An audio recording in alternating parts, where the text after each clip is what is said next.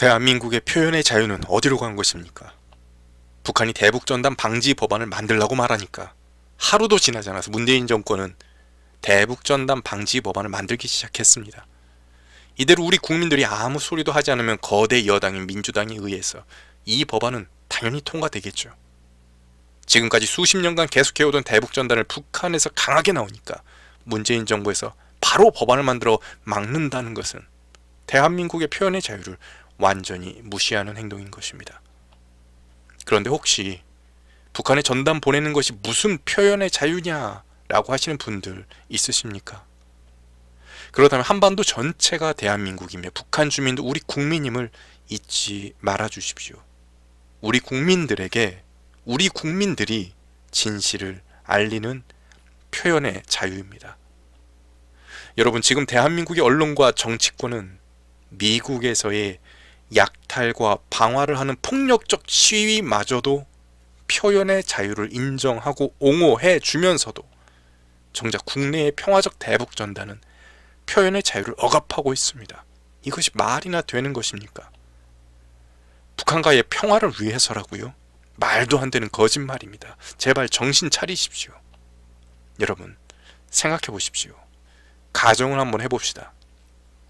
극단 사회주의자인 공산당이 외세의 힘을 빌어 전쟁을 일으키고 북한을 지금 점령하고 있듯이 극단 보수주의자들이 경상도를 점령했다라고 가정을 한번 해봅시다.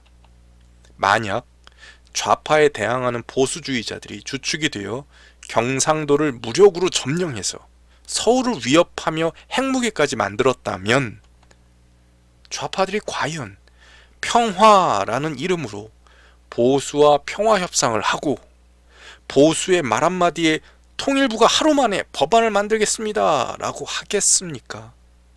절대 아닙니다.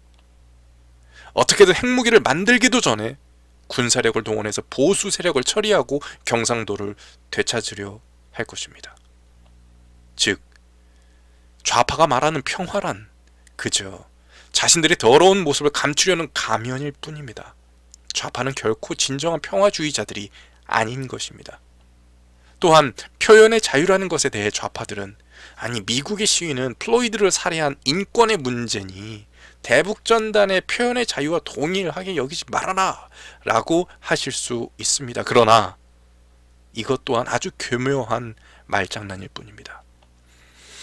플로이드 살해에 대해서 이미 처벌이 이루어지고 있고 그 처벌을 막는 자도 없으며 여러분, 그리고 그 처벌은 지금도 오히려 더 강해지고 있습니다. 오히려 지금 문제가 되고 있는 것은 그 플로이드의 살해를 빌미로 일어난 시위가 너무나 폭력적임에도 이것에 대해 무력을 사용하는 것에 대해서 문제시하고 있는 것입니다. 즉, 지금 미국의 문제는 인권의 문제를 떠나 시위와 공권력 간의 그 문제입니다. 시위의 자유, 표현의 자유의 문제인 것입니다. 오히려 대북 전단의 문제가 표현의 자유뿐만 아니라 더 인권과 밀접한 관련이 있는 문제입니다. 북한은 금강산에 놀러갔던 우리나라 여성을 총으로 쏴 죽였음에도 사과하지 않았습니다. 우리나라 국민을 죽인 수많은 사건들이 있었지만 사과하지 않았습니다. 천안함이 그랬고, 연평도가 그랬고, 칼기가 그랬고, 6.25가 그랬습니다. 그러니 대북전단 문제는 인권의 관점이건 자유의 관점이건 미국 문제를 뛰어넘습니다.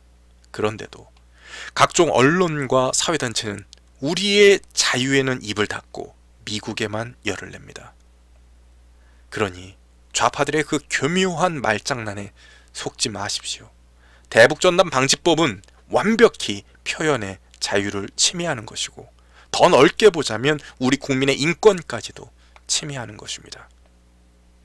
여러분, 이미 4.15 총선이 부정하다는 것이 드러나면서 좌파가 말하는 민주화란 결국 자신들이 권력을 얻기 위해 자신들을 포장하는 용어였다라는 것이 밝혀졌지요. 이와 마찬가지로 평화, 인권, 자유와 같은 말들은 모두 너무나 추악한 좌파의 모습을 감추는 가면들이었을 뿐인 것입니다. 추악한 좌파의 모습은 4.15 부정선거, 조국 사건, 윤미향 사건 등을 통해 계속 확인하고 계시지 않습니까? 그러나 오해하지 마십시오. 좌파가 이렇게 추악하다고 해서 우파가 결코 답은 아닙니다. 이것에 대하여서는 우파 그리스도인을 향한 호소라는 영상에서 자세히 말씀을 드렸으니 참조 바랍니다. 그리고 설마 아직도 4.15 총선이 부정선거임을 모르시는 분들은 4.15 총선은 부정선거가 맞습니다 라는 영상을 참조해 주시길 바랍니다. 여러분, 사실 저는 이 세상이 틀렸고 여호와께서 오르시다 라는 영상을 준비 중이었습니다. 그런데 지금의 이 세상이 틀렸다는 것은 굳이 성경과 철학을 인용할 필요가 없을 정도로 이미 엉망입니다. 세상이 거짓되다는 증거들이 매일같이 넘쳐나기 때문에 이러한 것들을 철학에서 찾기보다 그냥 현실에 있는 그대로를 보여주는 것이 오히려 더 파워풀함을 깨닫게 된 것입니다. 그래서 그냥 현실을 있는 그대로 여러분들께 보여드리겠습니다. 그러니 현실을 확인하시고 이 세상이 올바르고 정의롭다라는 환상에서 제발 깨어나십시오.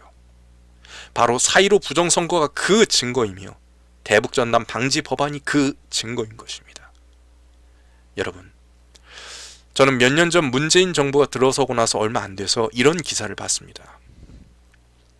박정희를 욕해서 처벌받았던 사람이 좌파 정부가 들어서고 나서 이미 사망을 한 이후임에도 사후 무죄 판결을 받은 것입니다. 그래서 전 이 기사를 보면서 이 좌파 정부가 경제는 망쳐놔도 표현의 자유만큼은 지켜주나 보다 라는 생각을 한동안 했었습니다. 그런데 아주 큰 착각이었습니다. 여러분, 지금 우리가 자유롭게 대통령을 욕할 수 있는 세상이 되었습니까?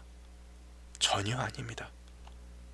1년 전 문재인과 김정은을 안 좋게 풍자했다는 이유로 전대협의 관계자 집에 경찰이 영장도 없이 무단으로 들이닥치는, 중국이나 북한에서나 일어날 줄 알았던 일이 대한민국에서 벌어졌습니다.